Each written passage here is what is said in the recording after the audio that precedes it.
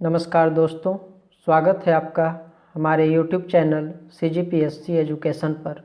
हम इस वीडियो में करंट अफेयर्स डिस्कस करने वाले हैं, जिसमें छत्तीसगढ़ और नेशनल दोनों करंट अफेयर्स शामिल हैं। तो चलिए शुरू करते हैं। तो शुरुआत करते हैं छत्तीसगढ़ के करंट अफेयर्स से। Water education and research park Raipur जिले के आरंग में प्रस्तावित किया गया है। यह छत्तीसगढ़ राज्य का पहला रिसर्च पार्क होगा, जिसे 4.30 एकड़ में बनाया जाएगा। इस पार्क का उद्देश्य है सभी व्यक्ति को रेन वाटर हार्वेस्टिंग के बारे में जागरूक करना। इस पार्क में इंजीनियर, प्लम्बर के साथ साथ स्कूल कॉलेज के स्टूडेंट को डिजिटल व प्रैक्टिकल माध्यम से रेन वाटर हार्वेस्टिंग के बारे में जानकारी दी जाएगी। इस पार्क को बेंगलुरु स्थित वाटर एजुकेशन पार्क के मॉडल का अध्ययन करने के बाद तैयार किया गया है। राज्य शासन ने water education and research park के लिए 17.93 करोड़ रुपए स्वीकृत किए हैं। आरंग स्थित water education and research park में रेन वाटर हार्वेस्टिंग के सभी मॉडल बनाए जाएंगे। आइए समझते हैं रेन वाटर हार्वेस्टिंग के बारे में।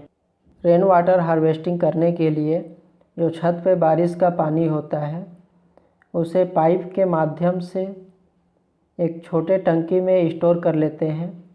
उसके बाद सैंड फिल्टर के माध्यम से फिल्टर करने के बाद भूमिगत मेन टैंक में उसे रखा जाता है, पानी को स्टोर करके। फिर इस पानी को पंप के माध्यम से फिल्ट्रेशन सिस्टम तक पहुंचाया जाता है, जहां फिल्टर होने के बाद पानी को वापस यूज करने लायक बनाया जाता है तथा घरों में सप्लाई कर दिया जाता है। अब बात करते हैं छत्तीसगढ़ सरकार द्वारा चलाए जा रहे पढ़ना लिखना अभियान के बारे में। पढ़ना लिखना अभियान, इस अभियान का उद्देश्य है छत्तीसगढ़ राज्य में साक्षरता बढ़ाना। इस अभियान के अंतर्गत 5 वर्ष में छत्तीसगढ़ के 1/3 असाक्षरों को साक्षर करने का लक्ष्य किया गया है तथा इस वर्ष 2.5 लाख लोगों को साक्षर बनाने का लक्ष्य रखा गया है। प्रत्येक जिले में राज्य साक्षरता मिशन की तर्ज पर जिला साक्षरता मिशन का गठन किया जाएगा। इस अभियान को स्कूल और कॉलेज के विद्यार्थियों, NCC, NSS, नेहरू युवा केंद्र और स्वयंसेवी संस्थाओं की सहभागिता से संचालित किया जाएगा। NCC जानते हैं क्या होता है? NCC नेशनल कैडेट कॉर्प्स होता है। इसमें बेसिक मिलिट्री ट्रेनिंग दी जाती है स्टूडेंट को, कॉलेज और स्कूल के विद्यार्थियों को। तथा NSS नेशनल सर्विस स्कीम होता है। इसका आदर्श वाक्य है not me but you. NSS के अनुसार किसी व्यक्ति का कल्याण पूरी तरह से समाज के कल्याण पर निर्भर करता है। हाल ही में छत्तीसगढ़ सरकार द्वारा गढ़धनोरा को बायोलॉजिकल हेरिटेज साइट के रूप में विकसित करने की योजना बनाई जा रही है। गढ़धनोरा जिला कोंडागांव के केसकाल तहसील में स्थित है, जो एक पुरातात्विक स्थल है। गढ़धनोरा में प्राचीन काल के अवशेष मिलते हैं तथा विभिन्न प्रकार की वनौषधि भी मिलती है, जैसे मालकंगनी तथा कंदबेला। इन्हीं सब कारणों से जैव विविधता विरासत स्थल बनाने की सरकार की योजना है गढ़धनोरा को। किसी भी पुरातात्विक स्थल को बायोलॉजिकल हेरिटेज साइट के रूप में विकसित करने के लिए उसे जैव विविधता अधिनियम 2002 की धारा 37 के अंतर्गत रजिस्टर्ड होना पड़ता है। गढ़धनोरा स्थल में पुरातात्विक पत्थर की दीवार भी मौजूद है। ये पत्थर की दीवार पुरातत्वकालीन है, जो गढ़धनोरा में स्थित है। छत्तीसगढ़ राज्य का पहला इथेनॉल प्लांट कवर्धा में लगाया जाएगा, जो कवर्धा के भोरमदेव सहकारी शक्कर कारखाना में लगाया जाएगा। राज्य में उपलब्ध अतिरिक्त धान तथा गन्ने से बायोएथेनॉल का निर्माण किया जाएगा। इथेनॉल रासायनिक रूप से एक एथिल एल्कोहल ही है, जो एल्कोहल के रूप में पेय होता है तथा यह चावल तथा गन्ने के रस से प्राप्त किया जाता है। एथेनॉल का यूज एल्कोहल के रूप में पीने के साथ साथ इसका पेट्रोल में मिलाकर फ्यूल के रूप में भी यूज होता है। इसमें 5 से 10% पेट्रोल में मिलाया जाता है ताकि पेट्रोल की ज्वलनशीलता बढ़ सके और यह प्रदूषण भी कम करता है। छत्तीसगढ़ में अधिशेष चावल से एथेनॉल उत्पादन की दर 54 रुपये 87 पैसे प्रति लीटर निर्धारित की गई है। फोर्टिफाइड राइस वह प्रोसेस होता है जिसमें भोजन में जो पोषक तत्व उपस्थित होते हैं जैसे विटामिन, खनिज, इनकी मात्रा बढ़ा दी जाती है ताकि स्वास्थ्य लाभ हो सके और इस राइस को ग्रहण करने के बाद आवश्यक पोषक तत्व उपलब्ध हो सके। छत्तीसगढ़ सरकार द्वारा छत्तीसगढ़ राज्य स्थापना दिवस 1 नवंबर से राज्य में फोर्टिफाइड चावल के वितरण की योजना शुरू करने जा रही है। चावल का फोर्टिफिकेशन चावल में आवश्यक सूक्ष्म पोषक तत्वों की मात्रा बढ़ाने और उसकी पोषण गुणवत्ता में सुधार करने की पद्धति है। फोर्टिफाइड चावल में vitamin A, vitamin B1, vitamin B12, folic acid, iron और जिंक होते हैं जिससे छत्तीसगढ़ राज्य में कुपोषण मुक्ति में भी यह चावल सहायक सिद्ध होगी। अब नेशनल करंट अफेयर्स डिस्कस कर लेते हैं।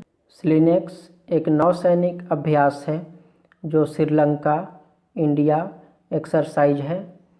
इसका 8वां संस्करण था यह, जो 19 से 21 अक्टूबर 2020 तक श्रीलंका के त्रिकोमाली तट पर आयोजित किया गया था।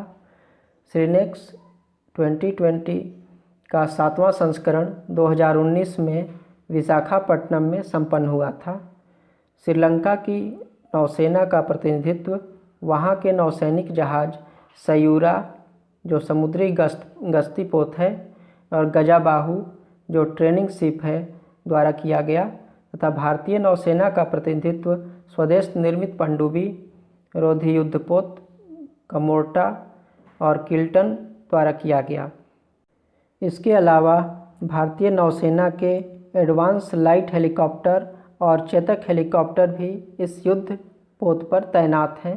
साथ ही समुद्र टोही गश्त विमान पेट्रोल एयरक्राफ्ट डॉर्नियर को भी इस अभ्यास में शामिल किया गया है। स्लिनेक्स 2020 भारत और श्रीलंका दोनों देशों के बीच परस्पर सहयोग तथा दोनों नौसेनाओं के बीच समुद्री संचालन के लिए सर्वोत्तम प्रक्रियाओं का आदान प्रदान करने का उद्देश्य है। हाल ही में ग्लोबल हंगर इंडेक्स रिपोर्ट जारी की गई है।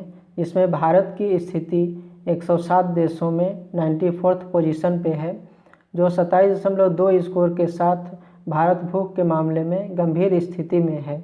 2019 में ग्लोबल हंगर इंडेक्स की रिपोर्ट 117 देशों की तुलना में भारत 102वें पोजीशन पे था। ग्लोबल हंगर इंडेक्स रिपोर्ट में भारत की करीब 14% जनसंख्या कुपोषण का शिकार है। इस रिपोर्ट में हमारे पड़ोसी देश पाकिस्तान 88वें, नेपाल 73वें, बांग्लादेश 75वें, श्रीलंका 64, म्यांमार 78वें स्थान पर हैं, जो भारत से बेहतर स्थिति में है। ग्लोबल हंगर इंडेक्स आयरलैंड की एक संस्था कंसर्न वर्ल्ड वाइड तथा जर्मनी की एक संस्था वेल्ट एंड हंगर हिल्फे द्वारा संयुक्त रूप से तैयार किया जाता है, जो 4 पैमानों पर रिपोर्ट जारी करता है। कुपोषण जैसे किसी व्यक्ति के आहार में पोषक तत्वों की कमी होती है तो वह कुपोषण का शिकार हो जाता है। शिशु मृत्यु दर 1000 जीवित जन्म पर 1 वर्ष से कम उम्र के बच्चों की जो मृत्यु होती है उनकी संख्या में अनुपात निकाला जाता है। चाइल्ड वेस्टिंग किसी बच्चे का वजन उसकी हाइट की तुलना में कम होता है उसे कहते हैं। और बच्चों की वृद्धि में रोक से मतलब किसी बच्चे का हाइट उसकी आयु की तुलना में कम होना। इन 4 आधारों पर ग्लोबल हंगर इंडेक्स रिपोर्ट जारी की जाती है। देश के पहले मल्टी मॉडल लॉजिस्टिक पार्क की आधारशिला असम के जोगीघोपा में रखी गई है, जो देश का पहला मल्टी मॉडल लॉजिस्टिक पार्क होगा। इसके बाद ऐसे ही 35 पार्क बनाने की योजना है, जिसमें हमारा रायपुर भी शामिल है। लॉजिस्टिक पार्क में सभी प्रकार की सुविधा उपलब्ध होगी, जैसे मैकेनाइज्ड वेयरहाउस, स्टोरेज सॉल्यूशन जैसे कोल्ड स्टोरेज, कंटेनर टर्मिनल की सुविधा भी उपलब्ध होगी तथा वेयरहाउस मैनेजमेंट सर्विस की सुविधा भी इस मल्टी मॉडल लॉजिस्टिक पार्क में उपलब्ध होगी। यह पार्क सड़क, रेल, वायु और जलमार्ग से जुड़ा होगा। यह ब्रह्मपुत्र नदी से लगी 317 एकड़ भूमि में विकसित की जा रही है। दोस्तों, वीडियो पसंद आया तो लाइक करें और शेयर करें तथा हमारे चैनल को सब्सक्राइब करें। धन्यवाद।